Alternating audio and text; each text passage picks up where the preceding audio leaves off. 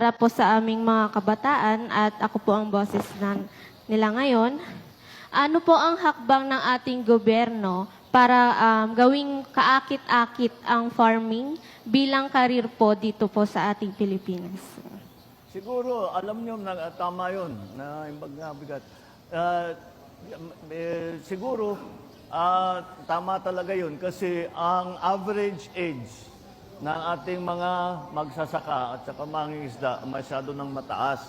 Dahil nga, mahirap nga ang buhay ng magsasaka. Kaya siguro yung mga nakapag-aral na, yung mga anak natin, nakapag-aral na, gusto nila nasa air condition silang opisina at medyo maginhawa. Dahil talaga ang hirap ng buhay. Nakikita namin yan sa probinsya, ang hirap ng buhay ng magsasaka. Ngunit, ang tanging sa akin palagay, at kami ni Secretary Kiko ay pinag-usapan namin ng matagal ito, paano natin pababain yung average age ng ating mga magsasaka?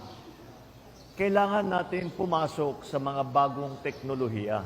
Dahil yun, kailangan talaga natin para maging yung bawat hektarya natin, mas malaki ang yield, mas malaki ang ani, paano natin gagawin yun? Ang nakakaunawa at mga talagang practitioner, ng high-tech agriculture, intensive and extensive na type of agriculture, ay ang mga kabataan silang magtuturo sa atin ng mga bagong teknolohiya. At yan, palagay ko, ay magiging interesting na yan, magiging interesante na yan para sa ating mga kabataan, para nakikita nila na hindi lamang may magandang hanap buhay naman ang magsasaka. Kahit na may kahirapan talaga ng konti, siyempre, kailangan masipag at lahat.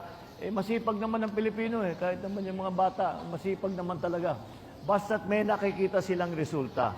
Kaya sa akin palagay, yun ang ating pwedeng gawin. At para sa mga mas nakakabata, ay sasabihin nila, interesting to, interesante ito.